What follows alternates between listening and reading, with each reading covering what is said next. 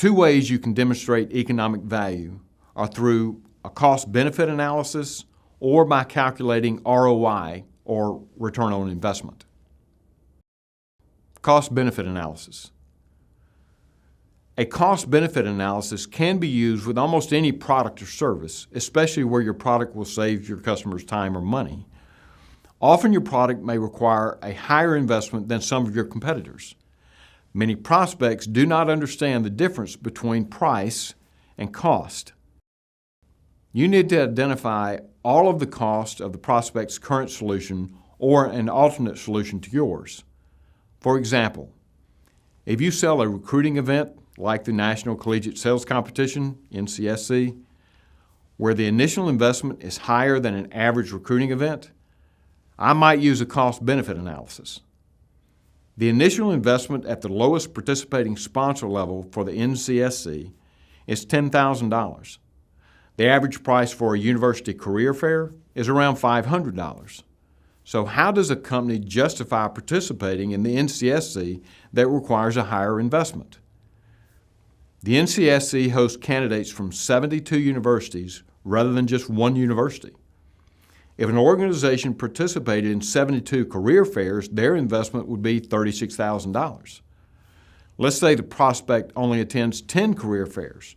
Their cost for these career fairs would be $5,000. However, they would also have to travel to 10 different locations and normally stay at least one day. The cost of travel for 2 people to 10 locations, if the average travel is $1,000 for each person for each location, that would total $20,000, and they would see candidates from only 10 universities rather than 72 universities. Traveling to the NCSC and investing $10,000 would be an investment of about $12,000. By participating and sponsoring the NCSC, they would save at least $8,000 and have access to highly qualified entry-level sales candidates from 72 universities compared to just 10.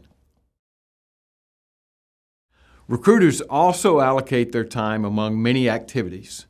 If they can identify 30 highly qualified candidates at one location rather than 10 or 30 or 72 different locations, they can spend more of their time in activities that allow them to be successful in recruiting candidates. They can invest more time in follow-up activities and have more contact with the candidates they are recruiting currently.